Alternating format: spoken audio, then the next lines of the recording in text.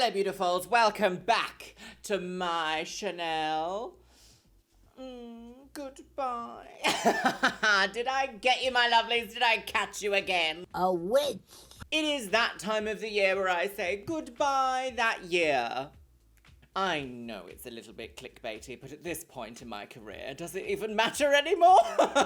So, my lovelies, this is possibly the longest running series here on the Chanel, even though there's probably only like 6 or 7 videos in the entire series. Oh, wow. Scandalous. Every year between Christmas and New Year's, I make a Goodbye That Year video, which recounts the highlights and the lowlights. Ooh, bump it. Bump it up. Of what has happened over the last year in my personal life and my online life. So, my lovelies, are you ready? Are you ready? Because this one's a lot. Cast your minds back to January 2023, my lovelies. We started this year here on the Chanel with 124,000 subscribers.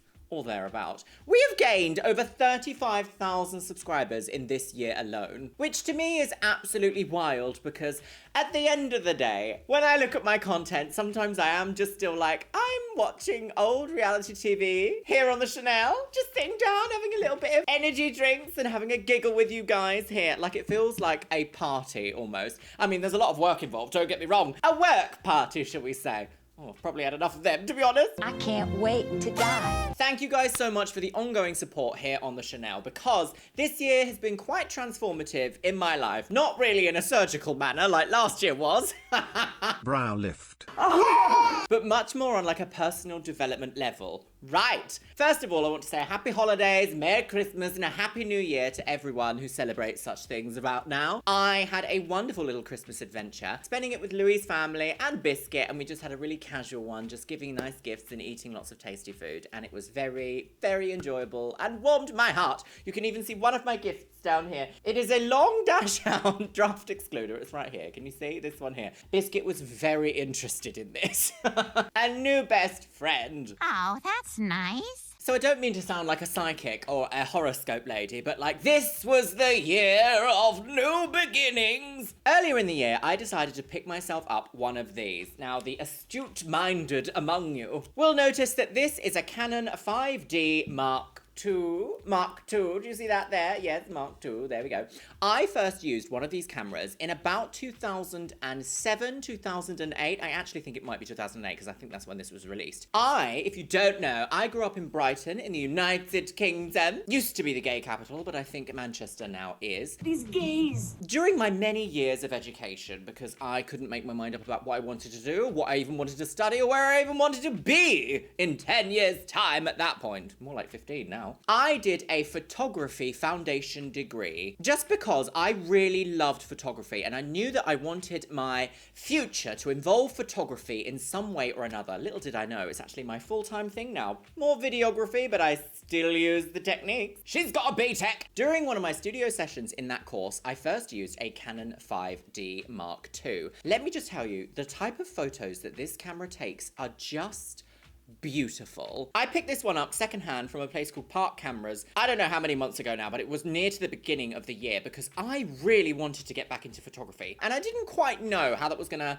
like factor into my like online presence, how I was gonna integrate that into my life in a way that, in a way that makes me feel like I love it again. And let me just tell you, so, this year, me and Louis celebrated our first anniversary, and we actually celebrated it in the Shard in London. If you don't know the Shard is a big building with a light at the top. It's the highest swimming pool in Europe, or some ridiculous nonsense. I took this camera with me because I wanted to take some gorgeous photos of our first anniversary together. I ended up taking a beautiful photo of Louis, and I actually submitted it for the National Portrait Prize here in the UK. It didn't qualify, sadly, and to be fair, I sort of understand why. The competition was really hot this year, but then some, like, lady in her back garden just won with, like, a sun hat on, so, you know, maybe it's one of those things of art. I just don't know. But it led me to really developing this passion again for photography. And throughout this year, I've had a niggling feeling in my mind of I need to do something with my Instagram. What can I do with my Instagram that's still relevant to me as a social media person,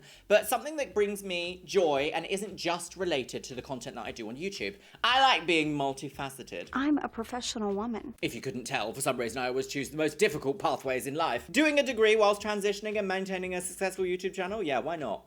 And that's where I've come to the conclusion that I've been invited to a lot of events and travel things over the last year. So I've now decided that I'm going to transform my Instagram into much more of a traveling while being trans experience. I want to go to places, I want to see the world, and I want to showcase the best parts and the best adventures that I have with myself, my boyfriend, my friends, my dog, and also explain how it is to travel whilst trans, because for me that is a level of anxiety that kind of comes with traveling to new places. And I'll mention a little bit more about that later with New York that I just did. Over this last year, I also became a writer. She's a journalist, everybody. She's a journalist, ladies and gentlemen, not a blind date at all. And during my first article, which I wrote for Diva magazine about my FFS experience, it featured my photography of me in the shower. So she's also a model. And a little bit of random information that adds onto this story a little bit more is that I have now bought a drone, and I'm planning to incorporate that into much more fashion edgy shots whilst also traveling and showcasing the beautiful places that I want to go over the next year. Getting the first part of this year out of the way, I do actually also want to say that my May this year, my March to May time, was incredibly life-changing. I'm going to start with one of the smallest life-changing experiences and then up to the biggest, shall I say. I actually went to Malta in May, and I spent the first time in my life on the back of a quad bike. I didn't think I was going to be this type of girl, jump on the back of my boyfriend's bike, let's go to the beach, each. That's not how the song goes, but never mind. I didn't think I was going to be this kind of girl. I thought I was the kind of girl who's like, no, the quad bike's mine. Get on the back of mine, sir. Off we go. Apparently not. She doesn't mind being a passenger princess on occasion. Malta is one of the most beautiful islands I have ever been to. It was so welcoming, so LGBT friendly, so trans friendly specifically, and it was just so warm and lovely. We went right at the beginning of the season. We did some jet skiing, we saw some jellyfish, which I was a bit like, oh my god, poisonous jellyfish on the beach? How exciting, and also a little bit like, oh, don't come near me. And it was during this trip that I realised that the UK is really falling behind in its acceptance and understanding of anyone who's a bit different. It feels like the UK's mindset, I guess it's probably a side effect of Brexit. Well, it might actually be the cause of Brexit, and a side effect of the pandemic we've just gone through, but it feels like everything in the UK is getting very heavily pressured, especially with the cost of living rises, the attitude that people have towards each other, and it's really becoming quite unpleasant to live in the UK, actually. The interesting thing that I found about Malta is that it seems like it had a building boom in the 1970s, 80s, 90s, that kind of vibe. And then a lot of the places kind of just didn't get completed. So when you're driving down the highway in somewhere like Malta, you'll start to see abandoned construction sites alongside glamorous new places. And not once did I feel like I was pressured or in danger or a little bit oh, I shouldn't really be around here late at night. No. I felt so welcome and loved the whole time I was there, which is such a phenomenal experience. Next up was Eurovision with the Novimpia and Rolling Girlies, my lovage. Eurovision is something that has only very recently entered my life, courtesy of Luxeria. Jesus was a bottom. I think this year was the third time I'd ever really watched it and paid attention. And I purposefully didn't watch any of the acts going up to Eurovision because I was like, I'm gonna go there. We went to Liverpool to see Eurovision because it was in the UK. And let me tell you, it was actually a great experience. Although it was very expensive, very time consuming. There was a lot of traveling, a lot of up, down, late nights, loads of standing around. It was actually very, very, very enjoyable. And it was done in such a way that was so professional, seeing all the behind the scenes of how they dash on the stage and take everybody's props away, then bring out the next lady and she does the dancing, and then literally a cycle cycle, like this and this and this. It was so good. The first act that came onto the stage was for Norway, and she sung this. A phenomenal way to start the show. I really loved it. I thought it was very exciting. And she was kind of like my almost favorite to win. That, and then also this one.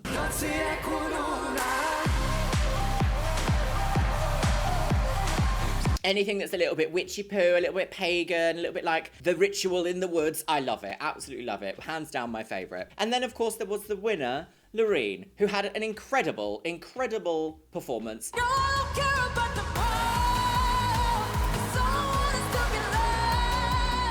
And the audience lit up with excitement and clapping and screaming and it was quite a moment to actually like see and be there for. It was great. I loved it. Loved the Eurovision adventure. So good. We stayed at an Airbnb called the Chair House, and it became very much an in-joke between Novimpia, Rolly, and I to be like, serving cunny at the Chair House. The things that come out of their mouths. Did you see that TikTok? You should see the things that go in. And of course, one of the biggest life-changing things that happened to me around the same time was Mr. Biscuits arrived into my life. Mr. Biscuits. Oh, look at you. Have I disturbed your nap? I'm sorry, baby. He's been playing a lot with his new Christmas toys this morning, so he's really extra tired today. Look at this baby. Yes, I'm just a baby. So, Biscuit came into my life in March of this year, and it's been one of the most exciting and nerve-wracking things to actually go through as a person, to get a little pet, especially from a puppy. It was such an experience, and I'm gonna say this in like a way that's like, cautionary tale, girls, because it wasn't absolutely everything I expected it to be, but I also feel like you can't really have like preconceived notions when something like living comes into your life, because they behave like a living thing. A bit unpredictable sometimes, but also filled with love. Mr. Biscuit. You had scrambled eggs this morning as a nice little treat. So Biscuit recently turned a year old, and if you haven't seen that video, it is linked somewhere on my Chanel, my lovelies. We had a little birthday for him, and he ate some carrots and made lots of crunching ASMR noises. Beautiful. Everyone in my life has absolutely thoroughly loved having Mr. Biscuits in it, and that makes me so happy. Because when you're an adult and you do start to involve pets into your life, sometimes it can get a little bit, what's the word I'm looking for? It's not overwhelming, but it's like, it's a consideration. Everything that I do, I have to consider Mr. Biscuits in. I can't just be like, oh my god, Australia a month, because I have a little baby, a little blonde baby boy. Yes. And I'm very thankful for being able to work him into my life in such a positive way. Saying that, his training is going well, but he is a little bit reactive. I think it's just part of the breed. He is a miniature, long-haired cream dachshund. And that does mean that he loves to bark, he loves to stick his snout into little places he probably shouldn't, and he loves to chase the other dogs, but doesn't like when he gets chased. No, he goes, ah, please no. Recently, my boyfriend's family actually rescued a rather large dog, and her name is Myrtle. And every time that her and Biscuit go around to play with each other, they have lots of fun. He loves to bark at her, and then as soon as she's like, right, it's my turn to play now, he's like, no, no, please, no. But it does mean that he's actually making a lot of progress in his socialization, which I love. I just want you to make lots of friends. But you just get too excited with other dogs around, don't you? But I wouldn't change you for the world, Mr. Biscuit. We've got the rest of our lives together. He's now sitting on his little pillow because I did just wake him up from a nap for that. Cut to me earlier in the year being like, no, I never used my dog for years now. Come on, perform. Let's talk about some of the content that we have covered here on the Chanel this year. I started a brand new series here on the Chanel, and it's something that I have said multiple different times during the filming of these videos, that it gives me a chance to like stretch my makeup muscles, to flex some science that I know about, and also keep myself up to date with like what the current trends are in the beauty world. And these are my unhinged TikTok makeup beauty fail video reactions. Yes, yes. You guys have given so much love to this series here on the Chanel, and I think actually it's probably one of the reasons why my channel has grown so much over the last year. I have always loved beauty, can you tell? I love the rituals, I love the products, I love the artwork, I love how it makes you feel, I love how it makes other people feel around you, and I love the community. I know it's got a bad rap from some of the people at the top, but like, who cares about them? I was trying to work out a way for a long time as to how I can reincorporate some of my beauty knowledge back into my channel, because if you didn't know, I was a beauty guru for a very long time. During my first, my first like peak of my YouTube career. So my YouTube career on a graph has kind of gone like this. Over the last few years. I've been doing YouTube since 2006, and I started with like silly little sit down and rant videos. I remember one of the videos I made was called Windows Vista is a Silly Lady, and it's me with blue hair complaining about Windows Vista. Went viral. I don't know why. It wasn't until a few years later that I kind of got into this idea of sharing makeup tutorials, and just like sitting down and practicing my makeup on camera. I want to say this was around about 2008, and then it really started to take off in 2009. Moved to London in 2010, and then I had a soaring YouTube career until about 2013, 2014, when YouTube had some funny issues with like trans people making trans content, and I got a little bit restricted in my viewership on that, Chanel. Bitch! That's when I decided to go to university for science, and that's when I made a big comeback in 2017 on this new channel here. And then in 2020, she took off, girls. She made reaction videos and she took off. And for a long time, I didn't feel like I had the right moment in order to really make some beauty content that was impactful, could make a change, and that people be interested to watch and to listen to.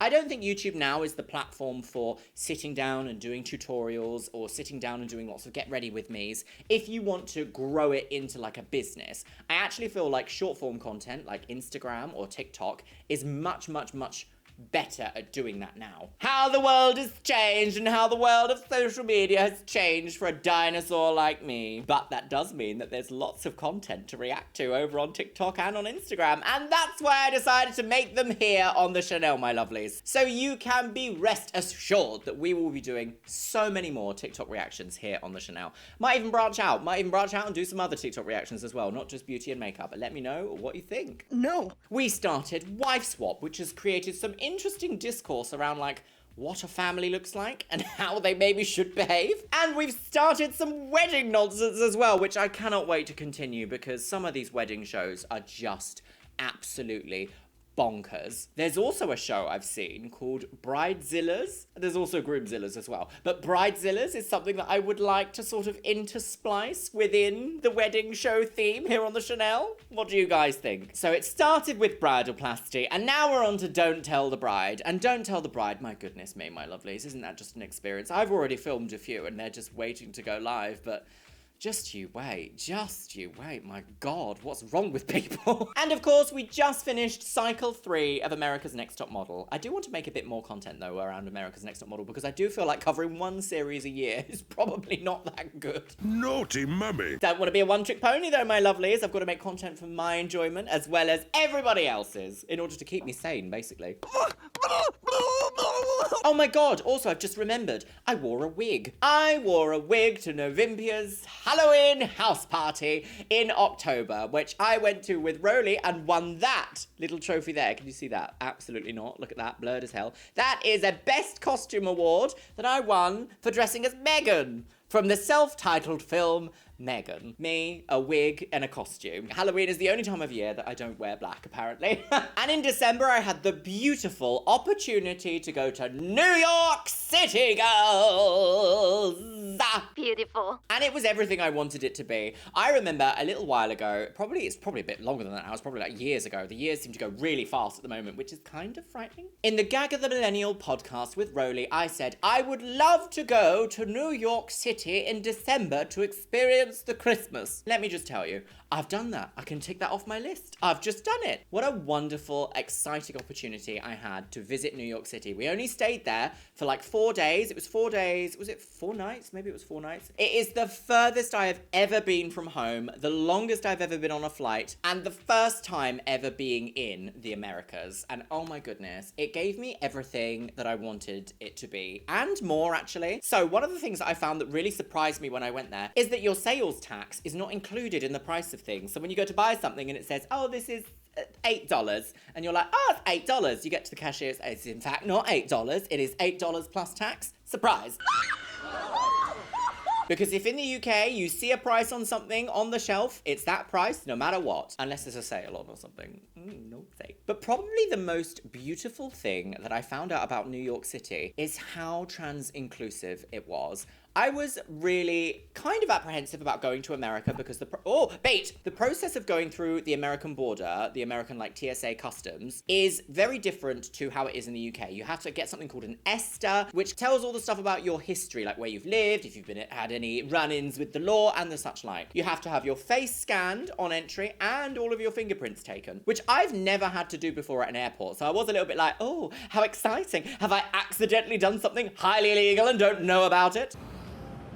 No. Turns out no, thank goodness for that. But I always have that anxiety at the airport. I was really surprised at how many establishments I went into that were all over the place. They weren't all just like lovely bougie hotels. They were literally just like local shops, local, like, what do you call them? Like food courts, Christmas markets that had all gender bathrooms. Bonkers. You don't really see that a lot of places in London unless people have gone out of their way to make themselves more accepting or make their businesses more accepting. There was a wonderful little sign on the High Line, which is like it's kind of like, it was an old railway, I think it was part of the metro, that goes through a certain region of New York City, and they've changed it into like a walk path, so you get to walk along this beautiful path and see all these gorgeous buildings and views and all sorts. And the signs on the restrooms were literally just like, well, I can show you, literally this. How wonderful and inclusive is that? Just some totally little thing being like, just use whatever makes you the most comfortable. Oh my God, it's like being treated like a human. Gagged. It's so rare to find that here in the UK because unfortunately,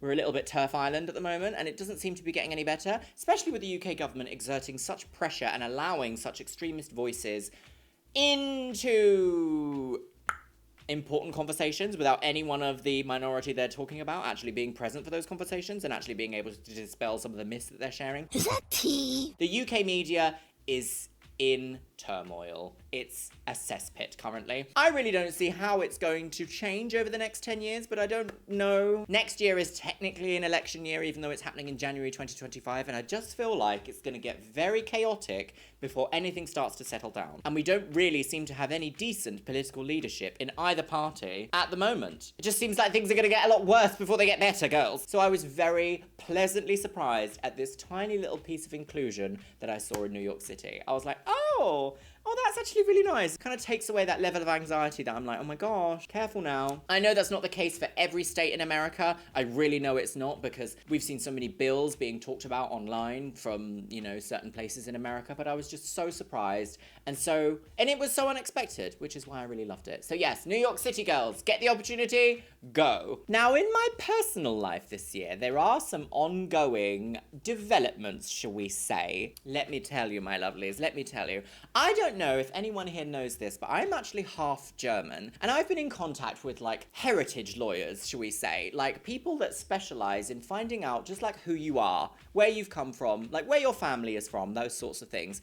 I'm half German, and I didn't know until I was speaking to this specific set of lawyers that I am actually recognized as like a German citizen through descent. And this is something in my life that I was so like, really? Really? It was so pleasantly surprising because I'm now pursuing that part of my heritage. I'm pursuing it in a way that's like, oh my gosh, I actually have European roots. Really excited to explore. Maybe go and see some of the places that my family used to live. And it's a really interesting feeling because I don't know if this is maybe like a little bit of neurodivergency. I don't know how much of where your ancestry is from. I don't think we've even begun to scratch the surface of the secrets that DNA can unlock in terms of genetic memory. But I've never really felt 100% connected to British culture. I've always felt much more of a connection to European culture in a way that I can't really explain. And I know this sounds a little bit like, oh, airy fairy, she's a psychic. I'm not disagreeing with you there. I'm not disagreeing with you. I don't know how much is just my personality or how much of it is actually just my body. But finding out that I have really strong European heritage has been like eye-opening to me because it now feels like I belong in multiple different places and not just one. On a completely separate note, this year I did actually take an extended hiatus from Twitch, and I'm not saying I'm coming back, but a couple of months ago, actually it's longer than that now, it was like February this year, we did a Dogs Trust charity stream in which we fundraised £700 for the Dogs Trust, which are a beautiful charity that helps look after rescue dogs and helps match the right family to a lovely dog in their care for rescuing. A beautiful cause! And very, very recently, I have been kind of missing Twitch streaming, missing the level of direct interaction I get with you guys through something like streaming. I am making a New Year's resolution here to do more Twitch streams next year, but it's going to change. We're not going to do it quite the same. It's not going to be a Monday and Thursday 2-hour here and there nonsense. What I've decided is that for each stream that I do, I'm going to pick a cause that's really important to me and really important to my community, and we're going to fundraise for them. So that means maybe every other month, every month, whenever it is that we decide to go ahead with this, we're going to do like a 5-hour, 6-hour stream, maybe on the weekend, so that everyone gets the opportunity to catch it, and see what we can do together to raise some much important funds for some beautiful causes that are close to my heart and close to your guys' heart. And I'm very excited to start that journey with you all, so I hope you all stick around for them. All right, my lovelies, I think that's about it for this video. I think I've said everything I need to say. I think I've shared some of the best parts of my life this year. There haven't been too many low points in this year, which I'm so thankful for, because I don't think I've ever really been able to say that. Generally speaking, everything is good. Oh, dare I say that on the internet, because the universe will be like, Fuck you, bitch! and with that, my lovelies, it's time for the Patreons. You can see yourself scrolling past on the screen right here. Yes, you can. Go follow me over on Instagram. If you want to check out any more of my travel content, my fashion content, and my trans content over there, it is xxluxeria. And as always, I want to say a massive thank you to my top tier Patreons. Orkos Samoji, Ariadia X, Becky Johnson, Beebles32, Shell Herman, Christy Crownover, Christina Kyle, ContraPoints, Elizabeth Stone, Emily Worsham, Eric Castillo, Finn Dunham, Jen Martin, Caitlin Wright, Larissa Says Relax, Leanne Jones, Les Banana, Min Mintier, Mariah Sherman, Miss Kiss, Novembrix, Paola Rivera, Ryan Vita, Stefutech, The Chaos Collective, and Vicky Walsh. Thank you guys so much for the support on Patreon. It helps provide extra support here for the Chanel and gives me that little bit of extra peace of mind that I can make the content here that I really want to make. And you know what, my lovelies? I think I'm gonna leave this video on a collection of the little silly meme cutaways that I have absolutely thoroughly loved using over this year in my editing. So please, with that, my lovelies, have a wonderful new year, whatever it is that you're planning to do, wherever you are in the world, and please enjoy. I don't care. I don't like it when you touch me. I don't understand, Paige. I don't understand. I am shocked and disgusted that this is happening. How vile. I can't wait to die. Honestly, I cannot wait to die. I could not believe it. How dare you? Is he a cross-dresser? I'm calling the police. I'm going to cream. I'm so happy. I'll tell you what, Tom. I'll tell you what. Die. I'm a professional woman. I'm a slut, Doug. Hello, whose pussy is this? Don't bother. Dula peep. Electric chair. Mary has had surgery on her vagina to gain what she calls the fattest vagina in the world.